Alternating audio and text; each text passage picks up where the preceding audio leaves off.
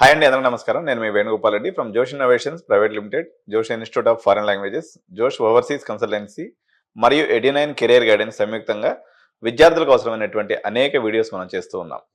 So ఈరోజు తెలుగు రాష్ట్రాల్లో తీసుకున్నప్పుడు నార్త్కి వెళ్ళి చదువుకునేటువంటి విద్యార్థుల సంఖ్య గణనీయంగా పెరిగింది. ఇందుకు గత సంవత్సరం జీడి గోయంకా యూనివర్సిటీ అనుకోండి, లేకపోతే బెన్నెట్ యూనివర్సిటీ అనుకోండి, లేకపోతే శివనాడారి యూనివర్సిటీ అనుకోండి, చాలా పెద్ద ఎత్తున తెలుగు ప్రాంతాల నుంచి ఇంతకుముందు చెన్నై మార్కెట్ మనకు ఘనంగా వెళ్ళి ఎక్కువ మంది చదువుకునే వాళ్ళు. ఇప్పుడు ఎస్ఆర్ఎం అనుకోండి, విట్ అనుకోండి, అమృత అనుకోండి, ఇట్లా భారతీయ యూనివర్సిటీ అని, డాక్టర్ ఎంజిఆర్ యూనివర్సిటీ, ఇట్లా రకరకాల ప్రైవేట్ యూనివర్సిటీకి మన తెలుగు విద్యార్థులు వెళ్ళి చదువుకునేవాళ్ళు. కానీ 2023లో మనకు ప్రత్యేకంగా తీసుకున్నప్పుడు ఈ షిఫ్ట్ వన్ సైడెడ్గా నార్త్ వైపుకి మళ్ళటం అనేది జరిగింది. సో దీనికి ప్రధానంగా లాస్ట్ ఇయర్ అయితే వచ్చినటువంటి విద్యార్థులు ఎవరైతే ఉన్నారో చాలా మేము క్యాంపస్ విజిట్స్ కూడా తీసుకెళ్ళడం జరిగింది. విద్యార్థుల్ని మేము అన్ని యూనివర్సిటీస్ చూపించినప్పుడు కూడా జీడి గోయంకా యూనివర్సిటీ ఇన్ఫ్రాస్ట్రక్చర్ని చూసినటువంటి విద్యార్థులు, తల్లిదండ్రులు మ్యాక్సిమంగా అక్కడ స్టిక్ ఆన్ అవటం, కేవలం మన తెలుగు విద్యార్థులు కూడా గణనీయమైనటువంటి సంఖ్యలో అక్కడ ఉండటం అనేది జరిగిందనమాట. సో ఈరోజు మనతోటే మన ముఖ్య అతిథిగా వచ్చినటువంటి K Tammireddy sir, dean school of engineering and sciences, GD Goenka university మనతోటే ఉన్నారు. సార్కి స్వాగతం తెలుపుతూ మనకు జీడి గోయంకా గురించినటువంటి విశేషాలని, పర్టికులర్గా సార్ ఏంటంటే PhD in artificial intelligence management sciences, ఇక్కడ 2 బజ్వాలని సార్ మేనేజ్ చేస్తున్నారు. ఒకటి వచ్చేసి నార్త్ ఇండియాకి సంబంధించినటువంటి బజ్ ఏదైతే తెలుగు విద్యార్థులు నెలకొని ఉందో దానికి సంబంధించి అనుకోండి, రెండో బజ్వాడ్ అయినటువంటి ఆర్టిఫిషియల్ ఇంటెలిజెన్స్ మిషన్ లెర్నింగ్, ఇది కూడా తెలుగు విద్యార్థుల్లో ఈరోజు ఒక బలమైనటువంటి పునాది. ఎందుకంటే మాకు ఆన్ ఆన్ యావరేజ్ డైలీ ఒక 400-300 కాల్స్ వస్తే ఇందులో 99% మంది సార్ మాకు ఏఎంఎల్ సీట్ దొరుకుతుందా, మాకు ఏఎంఎల్ చేస్తే మా కెరీర్ ఎలా ఉంటుందనే క్వశ్చన్సే అటు తల్లిదండ్రుల నుంచి కానీ అదేవిధంగా విద్యార్థి లోకం నుంచి కానీ ఉన్నటువంటి ఈ తరుణంలో ఈ 2 కాంబినేషన్స్ యూనిక్ కాంబినేషన్స్ ఎట్లా అంటే, ఒకటి నార్త్లో ఒక బలమైనటువంటి ఒక పేరున్నటువంటి గ్రూప్ ఏదైతే ఉందో జీడి గోయంకా గ్రూప్, వాళ్ళకి అత్యంత ప్రతిష్టాత్మకమైనటువంటి అనేక స్కూల్స్తో పాటు గురగామ యొక్క సెంట్రల్ ఏరియాలో ఈ యూనివర్సిటీ అనేది ఒక lush green campus and central AC క్యాంపస్గా నెలకొనబడి ఉంది. కాబట్టి ఈ 2 యూనిక్ కాంబినేషన్ కలిగినటువంటి మన యొక్క ఈరోజు విశిష్ట అతిథి తమ్మిరెడ్డి సార్ తోటే మనం ఈరోజు మనం విశేషాలను పంచుకుందాం. సో నమస్కారం సార్. నమస్కారం వేణుగోపాల్ రెడ్డి గారు. సార్ చెప్పండి sir, first of all welcome to our studio and as well as Hyderabad. మనం తెలుగు వారు జనరల్గా నార్త్ ఇండియన్ యూనివర్సిటీలో చాలా తక్కువ మంది ప్రెజెన్స్ ఉంటారు. సో మీరు మా వైజాగ్ ప్రాంతం నుంచి రిప్రజెంట్ చేసి ఇంతకుముందు గతంలో మీరు గీతంలో పనిచేసినట్టు కూడా మీరు చెప్పడం జరిగింది. సో మీరు GD Goenka dean school of engineering and సైన్సెస్కి ఏదైతే ఉన్నారో కొంత మీ గురించి, అదేవిధంగా జీడి గోయంకా గురించి క్లుప్తంగా చెప్పండి సార్. తప్పకుండా అండి. మొట్టమొదటిగా నేను పిహెచ్డి అనేది జేఎన్టీయూ హైదరాబాద్లో కంప్లీట్ చేశానండి. నా మెయిన్ థీమ్ అప్పట్లో కూడా ఆర్టిఫిషియల్ ఇంటెలిజెన్స్. నా పిహెచ్డి అనంతరం నేను 30 years టీచింగ్ ఇండస్ట్రీలో ఉన్నాను. Starting with assistant professor to professor, head of the department, director IQAC, presently dean school of engineering and sciences, GD Goenka university, Gurgaon. So ముందుగా ఒక్క విషయం తల్లిదండ్రులకి, విద్యార్థులకు, మేధావి వర్గానికి తెలియజేయండి ఏంటంటే, ఇంజనీరింగ్ విద్య అనేది ఒక ప్యాషన్ అండి. ముఖ్యంగా ఆంధ్ర తెలంగాణ, ఒకప్పుడు ఉమ్మడి ఆంధ్రప్రదేశ్గా చెప్పబడే ఆంధ్ర తెలంగాణ విద్యార్థులు మొట్టమొదటగా కర్ణాటక వెళ్ళేవారు. అవును సార్. తదనంతరం మద్రాసు రాష్ట్రానికి వెళ్ళారు. ఇప్పుడు ప్రజెంట్ వాళ్ళు ఢిల్లీ ఎన్సీఆర్ రీజియన్కి కాలేజీ వైపు మొగ్గు చూపుతున్నారు. దానికి చాలా కారణాలు ఉన్నాయి. ఒకటి ముఖ్యంగా చెప్పదలుచుకున్నది నెంబర్ ఆఫ్ సీట్స్.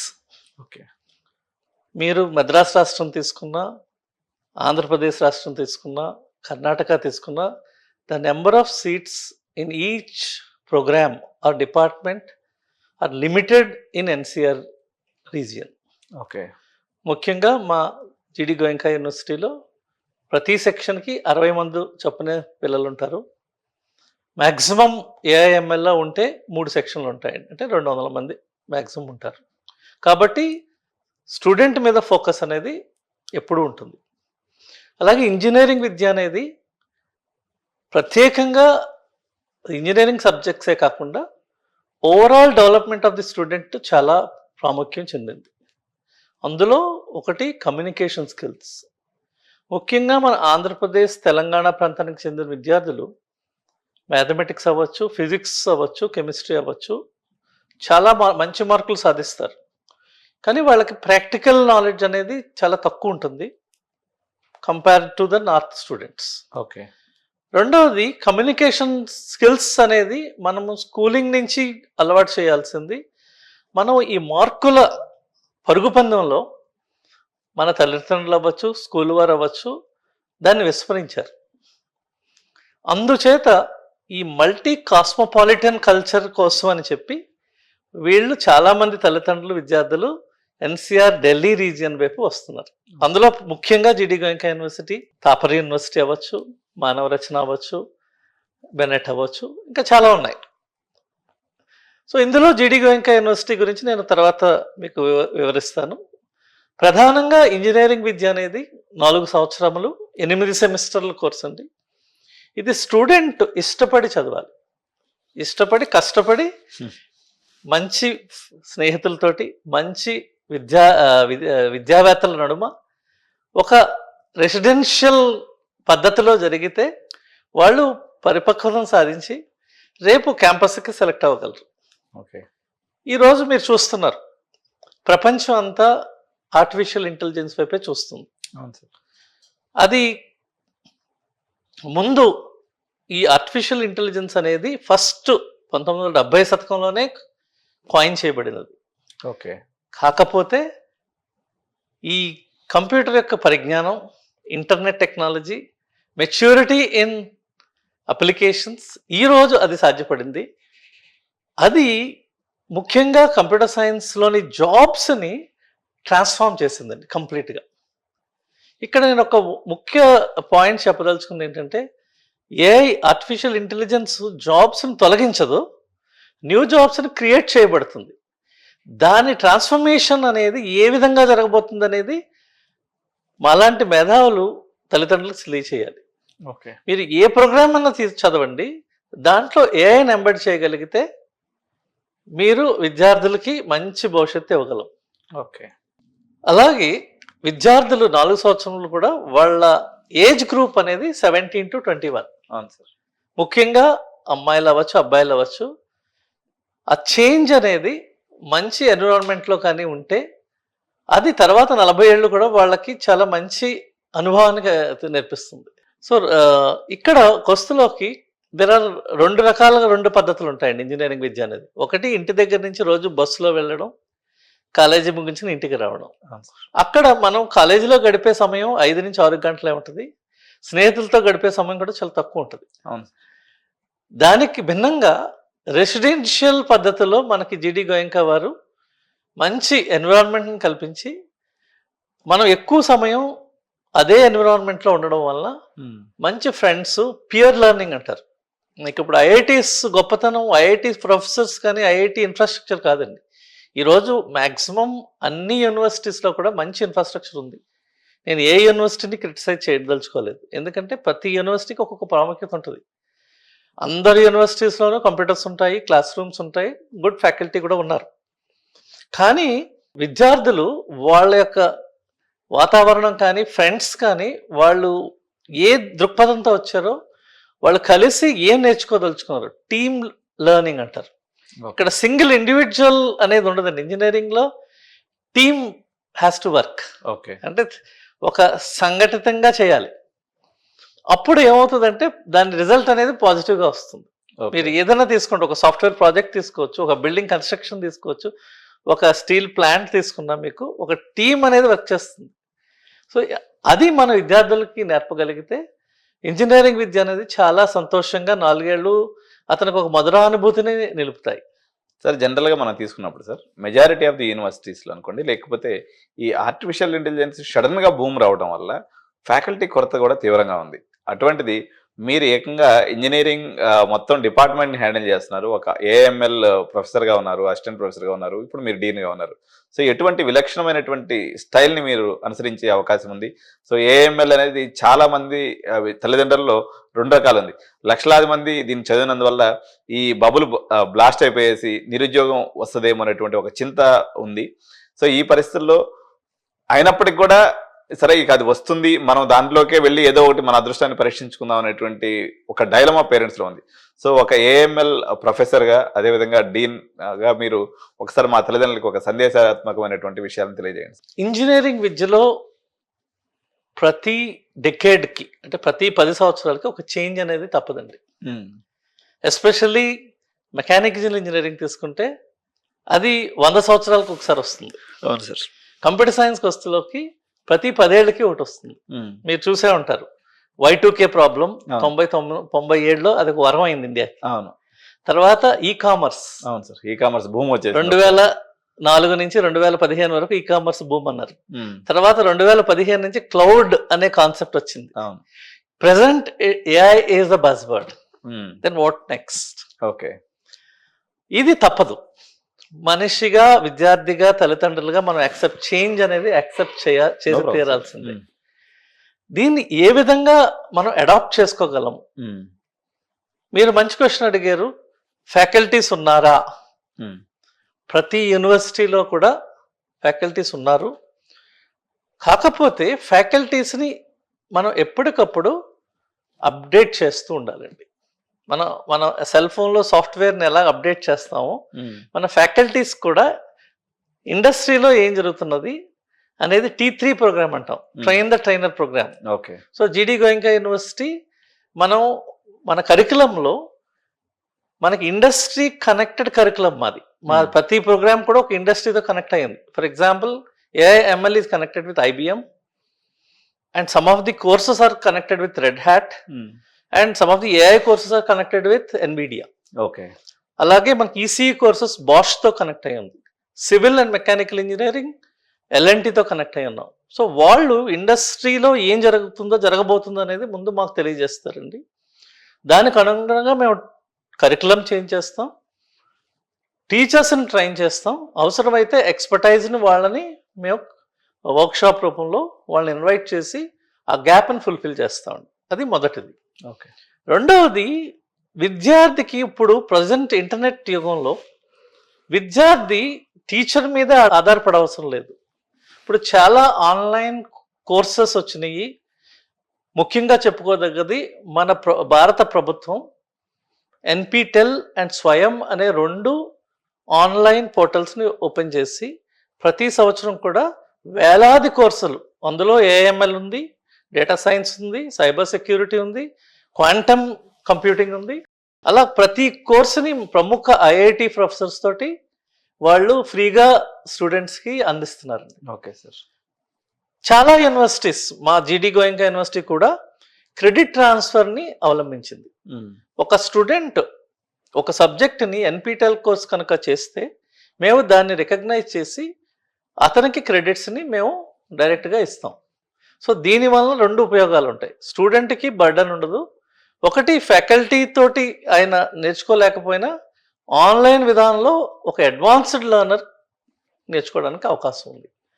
అదేవిధంగా ప్రైవేట్గా కూడా ఆన్లైన్ కోర్సెస్ ఉన్నాయండి. అందులో ప్రముఖమైనది కోర్సెరా అండ్ ఉడేమి. మన NPTEL స్వయం కన్నా ముందే ఈ ఉడేమి, కోర్సెరా కోర్సెస్ అనేవి ఎప్పుడో ప్రాచుర్యం పొందబడింది.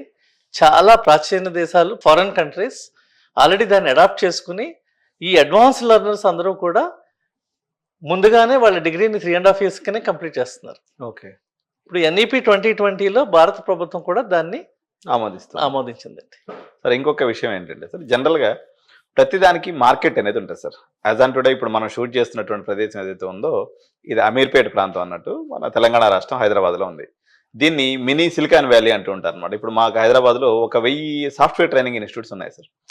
మామూలుగా ఒక జావా లాంటి కోర్స్ తీసుకుంటే ఇక్కడ 1500 నుంచి 3000కి దొరికిపోతూ ఉంటుంది అనమాట. అట్లా భారతదేశం వ్యాప్తంగా కూడా తీసుకున్నప్పుడు మనకి సాఫ్ట్వేర్ ఏదైతే కంపెనీస్ ఎస్టాబ్లిష్ అయినాయో, ఇప్పుడు పూణే అనుకోండి, బెంగళూరు అనుకోండి, హైదరాబాద్ అనుకోండి, లేకపోతే మరో క్లస్టర్ అయినటువంటి గురుగ్రామ్ అనుకోండి, మరో క్లస్టర్ అయినటువంటి నోయిడా అనుకోండి, ఈ ప్రాంతాల్లోనే మనకి ఇంజనీరింగ్ కాలేజీలు మెజారిటీగా వెలిసినాయి.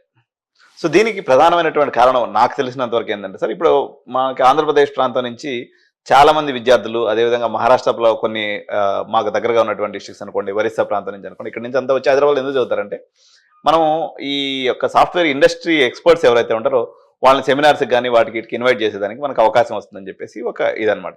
సో అట్లా మరో cluster Gurugram is also a మనకి మేజర్ క్లస్టర్ గా చెప్పొచ్చు. ఒక రకంగా బీజేపీ గవర్నమెంట్ వచ్చిన తర్వాత కొన్ని వందలాది వేలాది కంపెనీస్ హైదరాబాద్ అని తలదనే రీతిలో గురుగ్రామ్ కూడా డెవలప్ అయింది సార్. నేను 2-3 టైం విజిట్ చేస్తే మా గచ్చిబౌలిలు అంతా ఒక 10 గచ్చిబౌలి అంత ఉందన్నమాట. అది హైటెక్ సిటీలో అంత ప్రాంతంగా కనిపించింది అనమాట. సో ఈ అడ్వాంటేజ్ ని పిల్లలకి ట్రాన్స్ఫర్ ఎలాగో చేస్తున్నారు? అక్కడ ఉన్నటువంటి ఏదైతే మీరు ఏదైనా ఒక టెక్నికల్ హబ్ లో ఉన్నప్పుడు ఆ అడ్వాంటేజ్ పిల్లలకి ట్రాన్స్ఫర్ చేసే అవకాశం ఉంటుంది. సో జీడీ గోయంక ఈ పర్టికులర్ ఫెసిలిటీ యూజ్ చేసుకునే పాయింట్ ఆఫ్ వ్యూలో ఏ స్థితిలో ఉంది? మీరు ఆ యొక్క అడ్వాంటేజ్ పిల్లలకి ఎలా ఉపయోగపడుతుంది అనేది తెలియజేయండి సార్. ముఖ్యంగా చెప్పుకోదగినది, మనం ఈ సైబర్ సిటీ అవ్వచ్చు, సైబర్ హబ్ అవ్వచ్చు. ఫర్ ఎగ్జాంపుల్ గుర్గాంలో సైబర్ సిటీ అని ఉంది. మేము ఒక 15 కిలోమీటర్ల దూరంలో ఉన్నాం. అది ఒక విద్యార్థిని మేము ఫస్ట్ ఇయర్లో ఫస్ట్ వీక్ దాన్ని ఓరియంటేషన్ ప్రోగ్రాంలో వాళ్ళకి ఒక హాఫ్ డే ట్రిప్లో వాళ్ళకి బస్సులో తీసుకెళ్ళి ఆ ప్రాంతం అంతా కూడా చూపిస్తాం. రేపు ఫ్యూచర్లో మీరు కష్టపడి ఒక స్కిల్ సెట్ని సంపాదించిన తర్వాత మీరు ఇలాంటి ఆఫీస్లో వర్క్ చేయబోతున్నారని. ఓకే. సో అతనికి ఒక మనసులో ఒక డ్రీమ్ లా ఉంటుంది. మీరు ఇప్పుడే చెప్పారు, మీరు Hyderabad is silicon valley, Bengaluru is the first Silicon Valley, which I have seen the growth of Bangalore in front of me, as well as when Chandrababu Naidu has developed the high-tech city. So, ఒక student, ఒక విద్యార్థి first వీక్లోనే ఆ ఓరియంటేషన్లోనే అతను అలాంటివి చూసినప్పుడు అతనిలో చాలా ఉద్రేక భావాలు, తర్వాత అలాంటి వర్క్ చేయాలని ఒక కసి పెరుగుతుందండి. సో గ్యారంటీగా అతనిలో ఇంపాక్ట్ వస్తుంది. ఓకే. కాబట్టి ఈ దగ్గరగా ఉండడం అనేది ఒక అడ్వాంటేజ్. ఏంటంటే అతను పరోక్షంగా చూడడం ఒకటి. రెండో అడ్వాంటేజ్, మేము జీడీ గోయంకా యూనివర్సిటీ మేము చాలా ఇండస్ట్రీస్తో టైఅప్ ఉండడం వల్ల ఆ ఎక్స్పర్ట్స్ వచ్చి టాక్స్ ఇవ్వడానికి ఈజీ అవుతుంది. రెండవది, పిల్లవారికి ఇంటర్న్షిప్ రూపంలో వాళ్ళని ఇన్వైట్ చేస్తారు. అక్కడ ఎవరైతే బాగా పెర్ఫామ్ చేస్తారో వాళ్ళకి ఇంటర్న్షిప్ అనంతరం వాళ్ళకి ప్లేస్మెంట్స్ కూడా కల్పించబడతాయి. ఓకే. ఈరోజు ప్రధానంగా ప్రముఖ విద్యాలయాల్లో కూడా including IITs there is no direct placements. తల్లిదండ్రులకి విద్యార్థులకి మన సవినంగా తెలియజేయండి ఏంటంటే present trend of placements is changing. ఇప్పుడు 2 రకాలుగా జరుగుతుంది. ఒకటి, either internship through pre-placement or hackathons. Okay. So students have to participate in hackathons conducted by various companies, like for example Deloitte, then Infosys, TCS. All these companies have now started hackathons, and hackathons ద్వారా top teams ని invite చేసి వాళ్ళలో ప్రతిభని వెలికి తీసి వాళ్ళకే direct గా internships and placements ఇస్తున్నారు. So స్లోగా ప్లేస్మెంట్స్ అనేది రూపాంతరం చెందబోతున్నాయి. ఒకటి. రెండవది, ఒక విద్యార్థికి ఒక ఆలోచన శక్తి ఉన్నప్పుడు అతను ఓన్గా కంపెనీ స్టార్ట్ చేసే అవకాశం ఉంది. So innovation and incubation centre, so Avishkar innovation and incubation centre అని జీడీ గోయంకా యూనివర్సిటీలో మేము స్టార్ట్ చేసామండి. Student can have an idea, అంటే ఒక విద్యార్థికి ఉన్న ఆలోచనని వాళ్ళ ఫ్రెండ్స్తో కూర్చొని అతని ఖాళీ సమయంలో అక్కడ స్పెండ్ చేసి అతనే కంపెనీ లాంచ్ చేసేలా కూడా మేము ఫెసిలిటేట్ చేస్తున్నాం. ఒక చిన్న డౌట్ సార్, ఇక్కడ జనరల్గా ఇప్పుడు మేము గచ్చిబౌలిలో ఉంటాం సార్. ఇప్పుడు మాకు వచ్చేసి టీ హబ్ అని చెప్పేసి కేటీఆర్ గారు ఉన్నప్పుడు ఒక స్టార్ట్ చేశాడు స్టార్టప్స్ గురించి. అదేవిధంగా బెంగళూరులో కూడా అనేక రకాలైనటువంటి స్టెప్స్. సౌత్ ఇండియాలో ఇన్ని రకాల ప్రయత్నాలు చేసినప్పటికీ గురుగ్రామ్ రీజియన్ నుంచి మాత్రమే స్టార్టప్స్ రావడానికి కారణం ఏంటి సార్? జనరల్గా నాకు out of curiosity I'm asking. ఇక్కడ చెప్పుకోవాల్సింది ఒకటి ఏంటంటే విద్యార్థిలో ఒక రకమైన డేరింగ్ స్టెప్ ఉండాలండి. నేను చెయ్యాలి, చేయగలను. అది నార్త్ లో ఏంటంటే ఒక బిజినెస్ పర్స్పెక్టివ్ లో ఆలోచిస్తారు. మన సౌత్ ఇండియన్ స్టూడెంట్స్ అంటే మన ఇటు మన దక్షిణ భాగం స్టూడెంట్స్ కి ఏంటంటే ఎక్కువ పేరెంషియల్ సపోర్ట్, హ్యాండ్ హోల్డింగ్ చాలా ఎక్కువ. సో ఆ రిస్క్ ఫ్యాక్టర్ అనేది తీసుకోవడానికి అనుకోండి, లేకపోతే ఎక్కువ అదే మీరు అన్నట్టు హోల్డింగ్ ఎక్కువ చేయడం వల్ల వాళ్ళకి ఆ మైండ్ సెట్ ఎదగట్లేదు అంటారు. ఆ భయం అనేది నెలకొంది. కాబట్టి ఆ భయం పోగొట్టాలంటే ముందు వాళ్ళు ఇంటి నుంచి బయటకు వచ్చి వాళ్ళు వేరే ప్రాంతానికి చెందిన విద్యార్థులతో కలిసి పనిచేయడం మొదలెడితే ఆటోమేటిక్గా మన విద్యార్థులు కూడా వాళ్ళకంట తల్లదన్నే రీతిలో ముందుకు వస్తారండి. ఉదాహరణకి రెడ్ బస్ ఫౌండర్ కూడా మన తెలంగాణ చెందిన వ్యక్తి.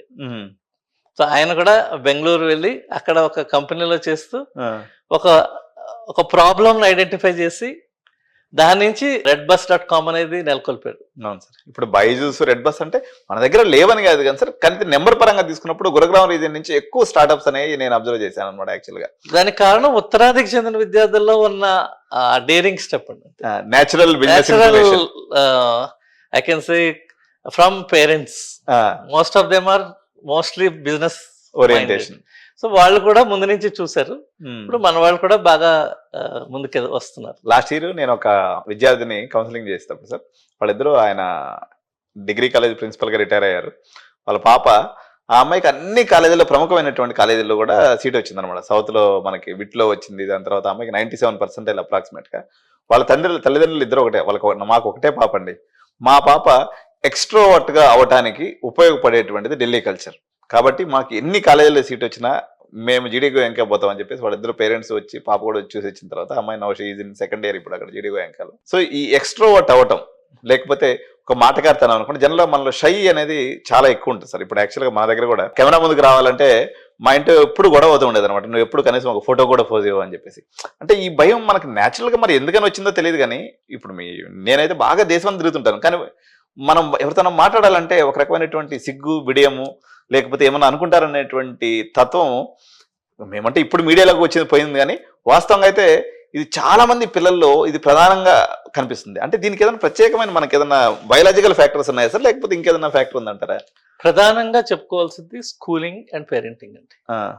ఇక్కడ మన దక్షిణాది స్కూల్స్ లో ఎక్కువగా అకాడమిక్స్ తప్పించి వేరేది మనం ఎంకరేజ్ చేయం. ఉత్తరాది పేరెంట్స్ ఏంటంటే అన్నిట్లోనూ పార్టిసిపేట్ చేస్తారు. దానివల్ల ఏంటంటే ఆ సిగ్గు బిడి అనేది వెంటనే పోతుంది చిన్నతనం నుంచి. ఎప్పుడైతే ఆ టీమ్ లో ఉంటాం ఆటోమేటిక్ గా అది ఎగిరిపోతుంది అన్నట్టు. ఈవెన్ పెద్దవాళ్ళకు కూడా అది లేదు. మన దక్షిణాది వాళ్ళు ఉండరు. అలానే వాళ్ళు అన్ని రెస్పెక్ట్ చేస్తారు. సో మన సొసైటీ హ్యాస్ టు చేంజ్. అంటే మనం మారాలి. ఇప్పుడు ఉన్న కల్చర్ని మారమని నేను చెప్పను, కానీ that kind of openness, thoughts మారి అందరితో కలవడం, ఆ కమ్యూనికేషన్ స్కిల్స్ని ఇంప్రూవ్ చేసుకోవడం చేయడం వల్ల చాలా లబ్ధి పొందుతాం. జనరల్గా సార్ ఇప్పుడు ఏదైతే ఇప్పుడు మనం ఈ స్కిల్స్ గురించి మాట్లాడుతున్నాం, అంటే ఓపెన్ అప్ అవ్వటం, కలిసి ఉండటం, టీమ్ స్కిల్స్ అనుకోండి, దీనికి ప్రధానంగా కార్పొరేట్ కంపెనీస్ కూడా పెద్దపీట వేస్తున్నాయి సార్. ఈ ప్లేస్మెంట్స్ పాయింట్ ఆఫ్ వ్యూ నేను ఒక ప్లేస్మెంట్ ట్రైనర్గా, ప్లేస్మెంట్ లైజనింగ్ ఆఫీసర్గా చాలా పెద్ద యూనివర్సిటీస్కి నేను పనిచేశాను. నాకు అర్థమైన కాడికి ఏంటంటే, ఒక మెరిట్ స్టూడెంట్ ఉన్నారు అనుకోండి, అంటే 90% 85% ఉంది విద్యార్థికి, వాడు కమ్యూనికేషను లేకపోతే ఈ ఓపెన్నెస్ అనేది లేకపోతే వాడి యొక్క ప్లేస్మెంట్ ప్రాబబిలిటీ చాలా వరకు తగ్గిపోతుంది. తెలుగు రాష్ట్రాల్లో ఇది ఒక డిసడ్వాంటేజ్గా ఉంది. ఇప్పుడు జీడీగో ఎంకా అనుకోండి, ఎనీ నార్త్ ఇండియన్ యూనివర్సిటీ, పర్టికులర్గా ఢిల్లీ ఎన్సీఆర్ రీజియన్లో ఈ అడ్వాంటేజ్ పిల్లలందరూ కూడా దొరుకుతుందని చెప్పేసి చాలా మంది పిల్లలు, విద్యార్థులు, అంటే మా వాడు ఢిల్లీలో పోయి చదివిస్తే ఎట్లయినా బతికేస్తాడు అనేటువంటి పేరెంట్స్, కొంత నాలెడ్జబుల్ పేరెంట్స్ కూడా మాకు తగులుతున్నారు. దీంట్లో ఉన్నటువంటి వాస్తవాన్ని గురించి చెప్పండి సార్. ముఖ్యంగా చెప్పవలసింది ఏంటంటే సార్, ఈ ఎస్పెషల్లీ కంప్యూటర్ రంగానికి చెందిన పరిశ్రమ అవ్వచ్చు, అంటే ఐటీ సెక్టర్లో కస్టమర్ అనేవాడు మన ఇండియాకి సంబంధించిన వాడు అయి ఉండాల్సిన అవసరం లేదు. మనం ప్రపంచానికే సాఫ్ట్వేర్ తయారు చేస్తున్నాం. అవును సార్, అవును. మీకు తెలుసు, హైదరాబాద్ కానీ, బెంగళూరు కానీ, నోయిడా కానీ, పూణే కానీ, మనకు అన్ని కంపెనీలు ఉన్నాయి. అవును. మన కస్టమర్స్ అనేవాళ్ళు ప్రపంచం నలుమూలలా ఉన్నారు, అన్ని పక్కల నుంచి. So common language is English. అవును. కాబట్టి customer is also not an Indian. అంటే మన కస్టమర్ ఎవరైనా అవ్వచ్చు. సో ఒకటే ఒక లాంగ్వేజ్ ఏంటంటే communication language is English. So you should be very good at communication skills. Okay. And customer అనేవాడు అన్నీ చెప్పడానికి ఇష్టపడకపోవచ్చు. సో మన దగ్గర ఉన్న స్కిల్ తోటి మన ఇన్పుట్స్ తీసుకున్నప్పుడే మనం సాఫ్ట్వేర్ని పర్ఫెక్ట్గా చేయగలం. సో అక్కడ ఈ కమ్యూనికేషన్ స్కిల్స్ అనేవి చాలా ప్రాముఖ్యం సాధిస్తాయి. అది ఒకటి. రెండవది సోషల్ లైఫ్ అంటారు. అంటే how active you are in your social life. Maybe social media అవ్వచ్చు, మేబీ మీటింగ్ పీపుల్. ఆ క్లోజ్నెస్ రావడం వల్ల కూడా మనకి కొంత కమ్యూనికేషన్ స్కిల్స్ అనేది ఏర్పడుతుందండి.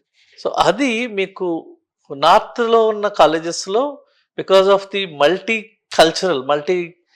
నేషనల్ కల్చర్ అవచ్చు. ఇప్పుడు మా జీడీ గోయంకా యూనివర్సిటీలో 40 దేశాలకు చెందిన స్టూడెంట్స్ వస్తుంటారు. వాళ్ళకి ఇంగ్లీష్ తప్పించి వేరే లాంగ్వేజ్ రాదు. వాళ్ళ ఓన్ మదర్ టంగ్ ఈ రెండే, హిందీ రాదు, తెలుగు రాదు. సో వాళ్ళు మిగతా స్టూడెంట్స్తో కమ్యూనికేట్ చేయాలి, టీచర్తో కమ్యూనికేట్ చేయాలన్నప్పుడు కంపల్సరీగా ఇంగ్లీష్ ఈజ్ ఓన్లీ లాంగ్వేజ్. అలాగే మన తెలుగు వారు కూడా వచ్చినప్పుడు వాళ్ళకి హర్యానాకి చెందిన హర్యానీస్ ఉంటారు, యూపీ నుంచి, ఉత్తరప్రదేశ్ నుంచి వస్తారు, ఢిల్లీ నుంచి వస్తారు, ఉత్తరాఖండ్ నుంచి వస్తారు, మహారాష్ట్ర నుంచి వస్తారు, బెంగాలీస్ ఉంటారు. సో అందరితోటి వీళ్ళు కలవాల్సిందే. So within no time ఆ ఫ్రీనెస్ వచ్చేస్తుంది. ఓకే. అలాగే ఇక్కడ చాలా యాక్టివిటీస్ చేస్తాం మేము. ఓన్లీ క్లాస్ వర్కే కాకుండా కో అండ్ ఎక్స్ట్రా కరికులర్ యాక్టివిటీస్ అంటారు, స్పోర్ట్స్ మేము చాలా ప్రాముఖ్యత ఇస్తామండి. జీడి గోయంకా యూనివర్సిటీలో అన్ని రకాలకు చెందిన స్పోర్ట్స్ ఉంటాయి. ప్రముఖంగా క్రికెట్, ఫుట్బాల్, బాస్కెట్బాల్, షూటింగ్ ఉంది, షూటింగ్ రేంజ్ ఉంది మాకు. అభినవ్ బింద్రా షూటింగ్ రేంజ్ ఉంది, అండ్ క్లోజ్డ్ స్విమ్మింగ్ పూల్ ఉంది, జిమ్ ఉంది, అన్ని రకాల వసతులు ఉన్నాయండి. దాన్ని మేము ఎంకరేజ్ చేస్తాం. ఎందుకంటే మా క్లాస్ వర్క్ స్టార్ట్ అయ్యేది 9 to 4:30, సమ్ టైమ్స్ 3:30కే ఎండ్ అప్ చదువుతాం. సో 3:30 to ఈవినింగ్ 7-8 వరకు కూడా పిల్లలు ఆడుకోవచ్చు చక్కగా. And weekly 5 days. ఓకే. అంటే వాళ్ళు కార్పొరేట్ లైఫ్ స్టైల్ అలవాటు చేస్తా ఉన్నారు, సాఫ్ట్వేర్ ఇంజనీర్ అవుతారనే. వాళ్ళకి ఫ్రీ టైం కూడా ఉంటుంది. Okay sir. యాక్చువల్గా నాకు ఒక డౌట్ ఏంటంటే, ఇప్పుడు మాకున్నటువంటి కార్పొరేట్ ఎన్విరాన్మెంట్, పర్టికులర్గా మా తెలుగు రాష్ట్రాల్లో వచ్చినటువంటి ఒక 10-15 ఇన్స్టిట్యూషన్స్ ఏదైతే ఉన్నాయో, ప్రధానమైనటువంటి నారాయణ శ్రీ చైతన్య అనుకోండి, XYZ what ever it is, వీటిల్లో ఈ 7 గంటల నుంచి 10 గంటల దాకా చదివిచ్చేసి పిల్లల్ని బాగా జామ్ చేసి హీట్ ఇచ్చేసి పంపిస్తున్నారు సార్. సో మీరు వాళ్ళని చల్లబరగలరు అంటారా? అంటే మీ యొక్క యాక్టివిటీస్తో, మీ యొక్క నిజంగా అట్లాంటి వాతావరణం అంటే నాకేమవుతుందండి సార్, చాలా పెయిన్ఫుల్ సిచ్యువేషన్ ఏంటంటే, మేము చదువుకునే రోజుల్లో కానీ, లేకపోతే అట్లీస్ట్ మనం చదువుకునే రోజుల్లో స్టూడెంట్ యూనియన్స్ అనో లేకపోతే ఒక యాక్టివిటీ అనేది ఉండేది.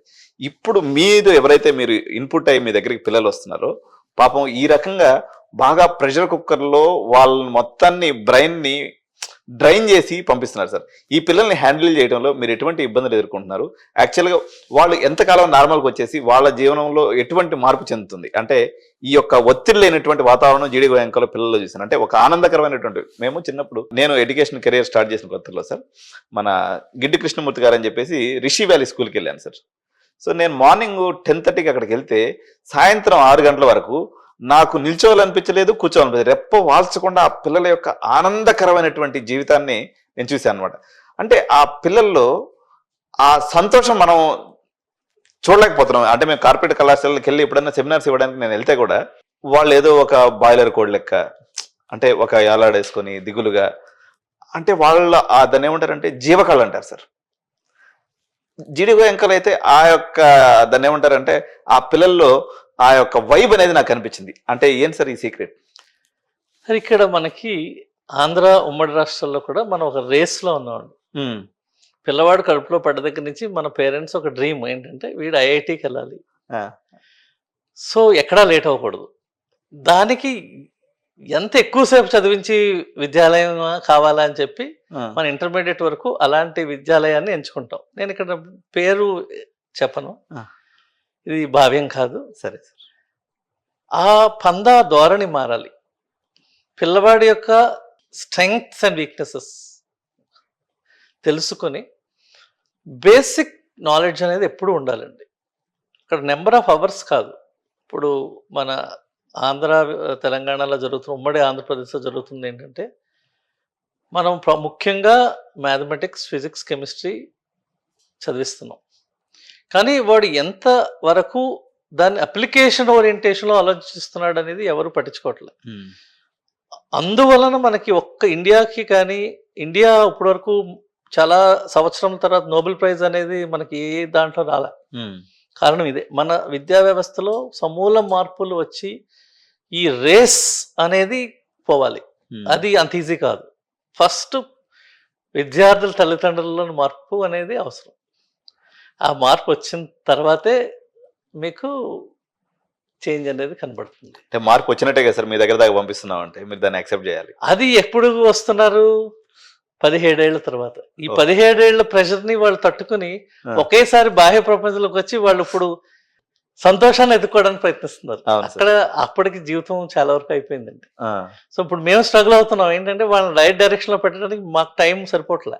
మళ్ళీ బేసిక్స్ అప్లికేషన్ ఓరియంటేషన్ లో చెప్పాల్సి వస్తుంది. 1 year వేస్ట్ అవుతుంది. అది కనుక కరెక్ట్ గా విద్యావేత్తలు అందరూ సిలబస్ కరెక్ట్ గా ఫ్రేమ్ చేసి చక్కగా వాళ్ళు ఆనందంగా ఉంటే ఈ రేస్ అనేది ఉండదు వాళ్ళలో. అది కొంతవరకు సిబిఎస్ఈ సిలబస్ కొంత మార్పులు జరిగినాయి, కానీ దాన్ని అడాప్టేషన్లో కొంచెం గవర్నమెంట్ కూడా సహకారం ఉండాలి. ఓకే, ఇప్పుడు మీరు అన్నారు కదా సార్, హ్యాండ్ హోల్డింగ్ అనేది పేరెంట్స్ పాయింట్ ఆఫ్ వ్యూలో, అంటే మేము ఇంత దూరం నుంచి ఒక 1500 కిలోమీటర్ల అవతలకు పంపిస్తున్నాం కాబట్టి ప్రధానంగా 2 విషయాల్లో పేరెంట్స్ ఎక్కువ అంటే మొత్తం 4 విషయాలు తెలుగు పేరెంట్స్ బేసిక్గా అడుగుతూ ఉంటారు సార్. ఫస్ట్ వచ్చేసి సార్ ₹1,00,00,000 ప్యాకేజ్ వస్తుందని అడుగుతారు. ఫస్ట్ క్వశ్చన్ చాలా మంది పేరెంట్స్, ఒక 60% పేరెంట్స్. రిమైనింగ్ వచ్చేసి అమ్మ రాగానే సార్ మా వాడికి మంచిగా దొరుకుతుందా, ఆడపిల్ల తల్లిదండ్రులు రాగానే సార్ మా పాప సేఫ్టీ అయినా, సార్ మా వాడికి అంటే గ్యారంటీగా ప్లేస్మెంట్ వస్తుందా సార్, అంటే ఇది ఒక కేటగిరీ అన్నట్టు. మొత్తం మీద ఈ మొత్తం ఇంజనీరింగ్ మేము చేసేటువంటి కౌన్సిలింగ్లో ఈ 4 ప్రధానమైనటువంటి వస్తువులు సార్. సో పర్టికులర్గా జీడీ గోయంక హాస్టల్ ఫెసిలిటీ గురించి, అక్కడ మీరు అందిస్తున్నటువంటి ఆహారం గురించి కొన్ని విషయాలు, దాని తర్వాత మనం ప్లేస్మెంట్స్ పాయింట్ ఆఫ్ వ్యూలో సార్ ప్రతి ఒక్కరికి ఎక్స్పెక్టేషన్స్ అనేవి నేను ఇంతకుముందు గతంలో కూడా కొన్ని వీడియోస్ చేశాను.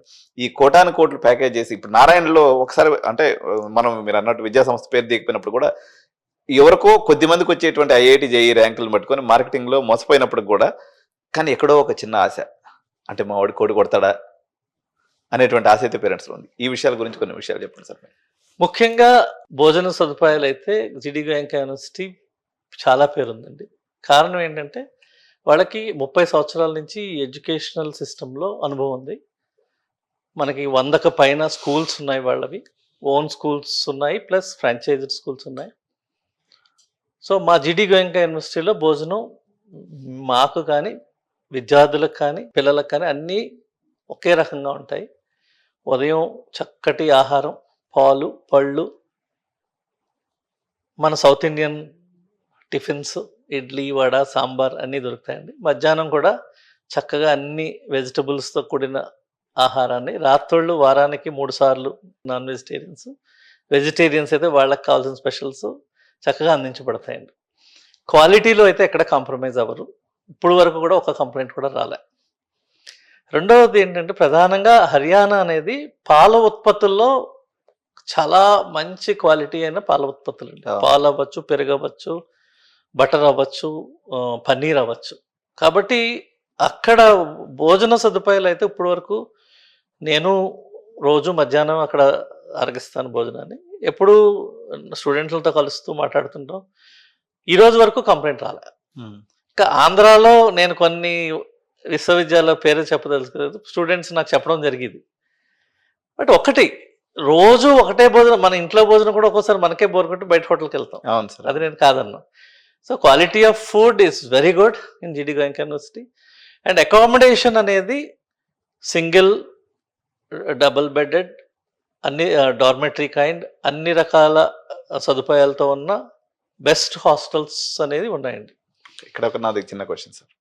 ఇప్పుడు యాక్చువల్గా ఇప్పుడు మనకు హైదరాబాద్లో తీసుకున్నా, బెంగళూరులో తీసుకున్నా, ఫుడ్ పిరమిడ్ ఏదైతే ఉంటుందో, proteins, fibre, carbohydrates and micronutrients, వీటిని సమపాళ్ళలో ఒక కాలేజ్ లెవెల్లో పెట్టడం అన్నది న్యాచురల్గా చూడండి సార్. జనరల్గా మనం ఇప్పుడు తాజ్ కృష్ణ పోయినాం అనుకోండి, అక్కడ ఉంటుంది అనమాట. అంటే ఫస్ట్ సలాడ్ ఉంటుంది, దాని తర్వాత మనకి సూప్ ఉంటుంది, సూప్ తర్వాత వచ్చేసి మనకి స్టార్టర్స్ ఉంటాయి, స్టార్టర్స్ తర్వాత మెయిన్ కోర్స్ ఉంటుంది, మెయిన్ కోర్స్ తర్వాత డిజర్ట్ ఉంటుంది.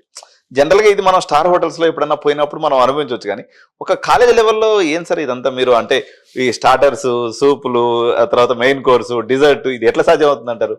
అంటే మాకు 8 స్కూల్స్ ఉన్నాయండి. జీడీ గోయంకాకి 8 ప్రాముఖ్యమైన స్కూల్స్ ఉన్నాయి. అందులో స్కూల్ ఆఫ్ ఇంజనీరింగ్ సైన్సెస్ ఒకటి. అది కాకుండా మేము లీ కార్డన్ బ్లూ అని ఒక ఫ్రాన్స్ సంస్థ ఆధ్వర్యంలో స్కూల్ ఆఫ్ హాస్పిటాలిటీ సైన్సెస్ అనే స్కూల్ నడబడుతుంది. వాళ్ళ ఆధ్వర్యంలో ఈ ఫుడ్ అనేది తయారు చేయబడుతుంది. ఓహో,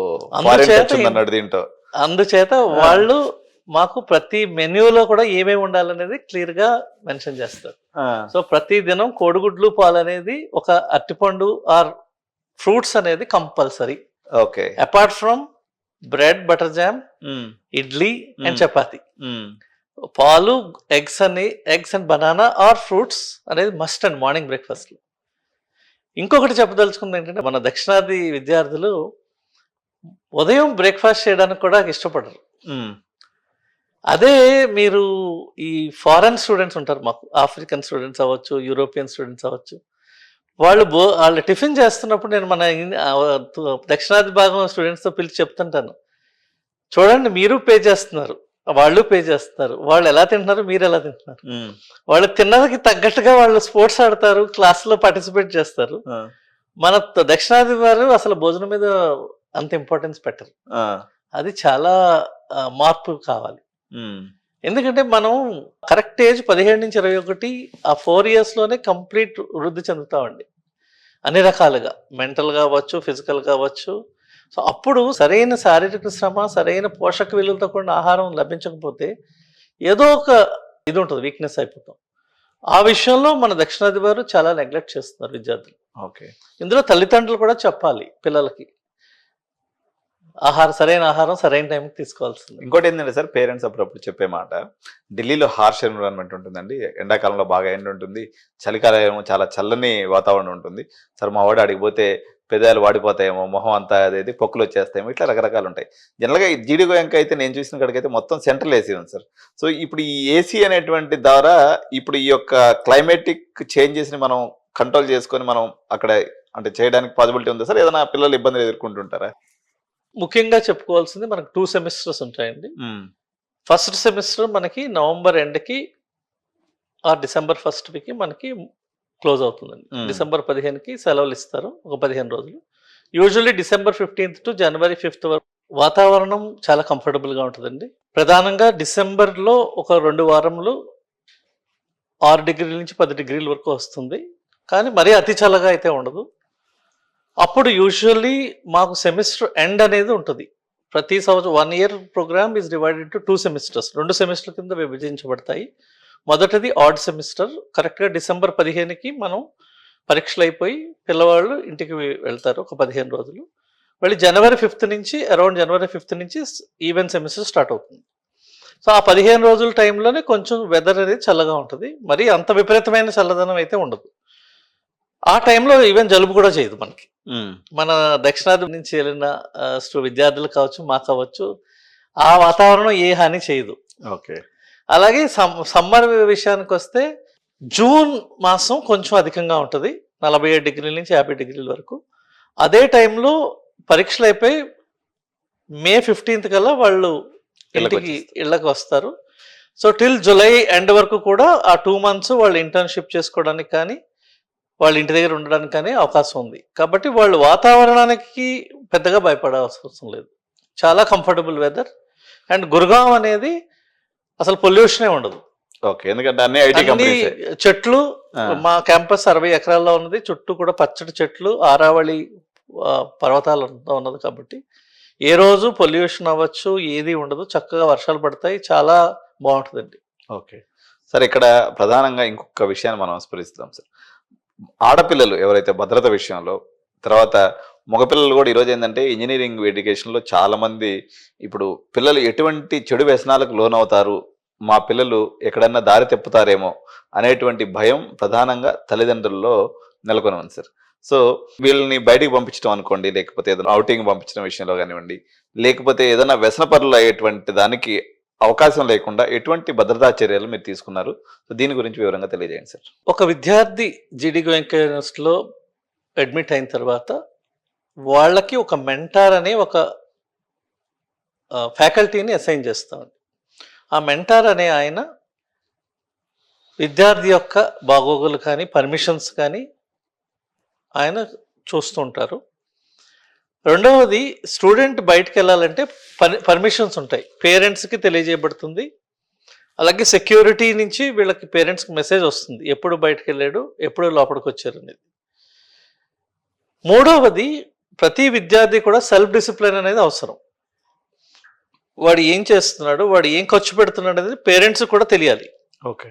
సో ఏ విద్యా సంస్థలైనా ఒక 1% ఉండొచ్చు, కానీ మనకున్న ఈ మెంటార్మెంటీ సిస్టమ్ అవ్వచ్చు, సెక్యూరిటీ అవ్వచ్చు, ఏదన్నా అలాంటి సందర్భం వచ్చినప్పుడు చాలా స్ట్రిక్ట్ యాక్షన్ తీసుకోబడుతుందండి. ఓకే. జరుగుతుంటాయి, 1 ఉంటాయి, ప్రతి ఇన్స్టిట్యూట్లోనూ ఉంటాయి. దానికి కమిటీ ఉంటుంది, మెంటారు, స్టూడెంట్ కౌన్సిలింగ్ సిస్టమ్ ఉంది. మాకు కౌన్సిలింగ్ సైకాలజిస్ట్ ఉన్నారు, వాళ్ళు కౌన్సిల్ చేస్తారు, ఫ్యాకల్టీ కౌన్సిల్ చేస్తారు. మేము రెగ్యులర్గా క్లాసెస్లో గుడ్ హ్యాబిట్స్ గురించి వీటి గురించి కూడా కౌన్సిల్ చేస్తాం. ఓకే. సో దీంట్లో ప్రధానంగా పేరెంట్స్ బాధ్యత కూడా ఉంది. ఓకే. పిల్లవాడు అసలు ఎంత ఖర్చు పెడుతున్నాడు, దేనికి ఖర్చు పెడుతున్నాడని వాళ్ళు కూడా మానిటర్ చేయాల్సిన బాధ్యత అయితే అందరి బాధ్యత. ఓకే. సరే, ఒకటి ఈ యూనిఫామ్ గురించి ఒకసారి చెప్తారా సార్? ఈ యూనిఫామ్ ఉందా అని చాలా మంది పేరెంట్స్ అడుగుతూ ఉంటారు, దీనికి సంబంధించి. ఇంజనీరింగ్ విద్యా విధానంలో యూనిఫామ్ అనేది ఓన్లీ వర్క్షాప్స్కి సంబంధించి తప్పించి జనరల్గా అయితే యూనిఫామ్ అనేది లేదండి. వాళ్ళకి అనేది ఫ్రీడమ్ లేదు. ఉంది. వాళ్ళు కంఫర్టబుల్ డ్రెస్ వేసుకోవడానికి అనుమతిస్తారు. ఎన్ని విన్నా ఎన్ని చేసినా మా వాళ్ళు ప్లేస్మెంట్ గురించి అయితే అడగకుండా ఆ సెషన్ అనేది కంప్లీట్ అవ్వదు సార్. దాని గురించి ముఖ్యంగా జీడి గోయంకా యూనివర్సిటీలో క్యాంపస్ రిక్రూట్మెంట్ కమిటీ అంటే ఒక సిఆర్సి అంటామండి. దానికి ఈ క్యాంపస్ ట్రైనింగ్ అవ్వచ్చు, క్యాంపస్ ప్లేస్మెంట్ అవ్వచ్చు, దానికి మనకు ఒక వ్యవస్థ ఉంది. వాళ్ళు కంపెనీస్ని ఇన్వైట్ చేయడము, వాళ్ళని ట్రైన్ చేయడము అన్నీ చక్కగా జరగబడుతున్నాయండి. లాస్ట్ ఇయర్ కూడా మేము 3rd ఇయర్స్ వారికి ట్రైన్ చేసాము, చాలామంది ప్లేస్ అయ్యారు. బట్ ప్రస్తుతం ఏంటంటే ప్లేస్మెంట్ డ్రైవ్స్ అనేవి ఇండియా అంతా కూడా కొంచెం స్తబ్దత నెలకొంది. అది అందరికీ తెలిసిందే. ఎందుకంటే there is a lot of transformation in the job roles. Okay. So ఈరోజు స్కిల్ సెట్ అనేది చాలా ఇంపార్టెంట్. సో దానికి కావలసిన ట్రైనింగ్ని మనం ఇప్పుడు ప్రజెంట్ 2nd ఇయర్ నుంచే ఇవ్వాలని కూడా జీడి గోయంకా యూనివర్సిటీ మేనేజ్మెంట్ ప్లాన్ చేస్తున్నాం. మోస్ట్లీ అది 2nd ఇయర్ నుంచే చేయడం మొదలు పెడితే ఇంకా మంచి ఫలితాలు రావచ్చు. ముఖ్యంగా ఏంటంటే పెద్ద కంపెనీస్ కూడా రిక్రూట్మెంట్ డ్రైవ్స్ అనేది ఆపేసి తగ్గించుకున్నాయి. దీంట్లో ఏంటంటే ఇప్పుడు మనం ఇన్నోవేషన్ అండ్ ఇంక్యుబేషన్ని స్టూడెంట్స్కి ఎంకరేజ్ చేసి వాళ్ళే ఓన్గా కంపెనీ పెట్టుకునేలాగా మనం అది క్రియేట్ చేయడానికి ట్రై చేస్తున్నాం. సార్, ఇప్పుడున్నటువంటి ఆర్టిఫిషియల్ ఇంటెలిజెన్స్ బజ్ విషయంలో నాకు తెలిసి ఎన్విడియాని మీరు మీ యొక్క అకాడమిక్ పార్ట్నర్గా తేవడం అన్నది ఒక రకంగా భారతదేశంలో ఎన్ని కాలేజెస్ ఉంటుంది సార్ జనరల్గా? నేనైతే నాకు పర్టికులర్ నెంబర్ తెలియదు కానీ మీరే చెప్పాలి. 3000 అరౌండ్ యూనివర్సిటీస్ ఉన్నాయండి. ఇది ఎన్విడియా అండర్లో కాదు ఓవరాల్ గా యూనివర్సిటీస్ ఉన్నాయి. ఎన్విడియా పార్ట్నర్ గా 10 యూనివర్సిటీస్ ఉన్నాయి. హార్డ్లీ 10 యూనివర్సిటీస్ ఉన్నాయి. సో ఇది ఎలా సాధ్యమైంది సార్? అంటే ఎన్విడియా అంటే మీ అందరూ కూడా తల్లిదండ్రులు కూడా చెప్పేది ఏంటంటే ఈ యొక్క ఆర్టిఫిషియల్ ఇంటెలిజెన్స్ అనేది ఒక సిస్టమ్ లో రన్ అవ్వాలంటే ఎన్విడియా యొక్క చిప్ లేకుండా లేకపోతే సెమీ కండక్టర్ లేకుండా ఇది అవ్వదండి. సో ఈ ఆర్టిఫిషియల్ ఇంటెలిజెన్స్ అవుతున్నటువంటి ప్రతి విద్యార్థికి దీని యొక్క ఆపరేషన్స్ మీద, దీని యొక్క దాన్ని ఏమంటారు ప్రాసెస్ మీద అవగాహన ఉండాలన్నమాట. సో ఎన్విడియా అనేది జీడి గోయంకా అకాడమిక్ పార్ట్నర్ గా రావడం జరిగింది. మొత్తం భారతదేశ వ్యాప్తంగా ఇంక్లూడింగ్ ఐఐటీస్ ఎన్ఐటీస్ తీసుకున్న అన్ని కలుపుకొని కూడా ఓన్లీ 10 ఇన్స్టిట్యూషన్స్ మాత్రమే ఉంది. సో ఈ యొక్క ప్రౌడ్నెస్ ని మీరు ఒకసారి మీ మూమెంట్ ని షేర్ చేయండి సార్. అంటే ఇక్కడ నేను చెప్పదలుచుకుంది ఏంటంటే ఎన్విడియా అనేది ఒక సంస్థ అండి. ఏఐలో ఎన్విడియా భాగం ఒక party. Main Nvidia plays a vital role in providing the infrastructure. Okay. Nvidia is not AI. Okay. దాని లోపల ఉన్నటువంటి పార్ట్స్ అన్న సరే మిషన్ ఏఐని 3 భాగాలుగా విభజించాలండి. ఒకటి infrastructure where Nvidia is now called as a top. Then AI models. Okay. Where for example ChatGPT, Gemini, okay, Copilot, ఇవన్నీ కూడా మోడల్స్ అంటారు, AI models. And applications. Okay. So ఈ 3 భాగాల్లో Nvidia plays a vital role. ముఖ్యమైన infrastructure support అనేది Nvidia చేస్తుంది. And AI కావాల్సిన theoretical subjects ని ఎన్విడియా ఫ్రీగా అందజేస్తుంది. సో ఇక్కడ మేం చేసింది ఏంటంటే ఇప్పుడు ప్రస్తుతం ఏం చేయబోతుంది ఏంటంటే ఎన్విడియా కోర్సెస్ ని మేము స్టూడెంట్స్ కి అలైన్ చేయబోతున్నాం. ఓకే. సో వాళ్ళు స్టూడెంట్స్ ఒక 5 కోర్సులను వాళ్ళు తీసుకుంటే దాని క్రెడిట్ ఈక్వలెన్స్ ఇచ్చి వాళ్ళకి ఏఐ స్పెషలైజేషన్ అని ఇస్తే వాడు ఆ ఎగ్జామ్లో కానీ త్రూ అయినప్పుడు మన బీటెక్ జీడి గోయంకా యూనివర్సిటీ సర్టిఫికేట్తో పాటు వాడు ఎన్విడియా సర్టిఫికేట్ కూడా పొందుతాడు. ఓకే. సో అప్పుడు డబుల్ అడ్వాంటేజ్ ఉంటుంది. అలాగే మేము ఈ ఎన్విడియా బ్లేడ్ సర్వర్స్ని ల్యాబ్ కింద ఎస్టాబ్లిష్ చేయడానికి ప్రయత్నిస్తున్నాం. ఓకే. సో దీంట్లో మేము ఆల్రెడీ తాపర్ యూనివర్సిటీ వారి సహకారం కూడా తీసుకుంటున్నాం అండి. ఓకే. సో అది చూడడం జరిగింది. వాళ్ళు కూడా చాలా ఈ టైఅప్ కోసం వాళ్ళు కూడా ఇంట్రెస్ట్ చూపుతున్నారు. Okay sir. సో ఇప్పుడైతే మొత్తం మీద నార్త్ వచ్చినటువంటి బజ్ కారణంగా వందలాది మంది ఇంచుమించు ఈ సంవత్సరం అయితే నార్త్ వైపుకి పయనం అనేది జరుగుతుంది సార్. సో మీ యొక్క యాజ్ ఎ డీన్ మన ఇంజనీరింగ్ మీరు చూస్తున్నారు కాబట్టి మా తెలుగు తల్లిదండ్రులకు ప్రత్యేకించి ఒక సందేశాన్ని పర్టికులర్గా వాళ్ళ యొక్క భద్రత విషయంలో అనుకోండి, లేకపోతే వాళ్ళకి సంబంధించినటువంటి మేజర్ కన్సర్న్ విషయాన్ని ఒక 2 నిమిషాల్లో వాళ్ళని అడ్రస్ చేయండి సార్. తల్లిదండ్రులకు అందరికీ ఒకటే మనం అండి, మీ పిల్లల యొక్క ఇంట్రెస్ట్ని దృష్టిలో పెట్టుకుని ఒక్కసారి మీరు ఏ ఇన్స్టిట్యూట్ ఏ ప్రోగ్రాంలో చేర్పించబోతున్నారో విజిట్ చేసి అక్కడ ఉన్న ఫ్యాకల్టీస్తో కానీ అక్కడ ఉన్న వసతులని మీరే ప్రత్యక్షంగా చూస్తే బాగుంటుంది. ఇప్పుడు ఈరోజు ఇంటర్నెట్ యుగంలో మనం అంత వర్చువల్గా చూస్తున్నాం. వర్చువల్గా చాలా విద్యా సంస్థలు వీడియోస్ క్రియేట్ చేసి దాన్ని పాపులేట్ చేసి దానికి రివ్యూస్ పెంచుకుని మోసం చేయడం అనేది జరుగుతుంది. సో నా సూచన ఏంటంటే మీరే వచ్చి మీరు 1-2 రోజులు చూసి మీ యొక్క పిల్లవాడి భవిష్యత్తుని మీరు ఒక డెసిషన్ తీసుకోండి. తీసుకున్న తర్వాత వాళ్ళ సీనియర్స్ ఉంటారు, వాళ్ళతో మాట్లాడండి, ఫ్యాకల్టీస్తో మాట్లాడండి. మాట్లాడి మీరు ఒక మంచి నిర్ణయానికి వచ్చినప్పుడు గ్యారంటీగా అబ్బాయి కూడా మీరు తెలియజేయాలి ఎందుకు జాయిన్ అవుతున్నావు, ఈ 4 ఏళ్ళలో నువ్వు ఏం కాదలుచుకున్నావు, ఆయన భవిష్యత్తు ఆయన చేతుల్లో ఉంది.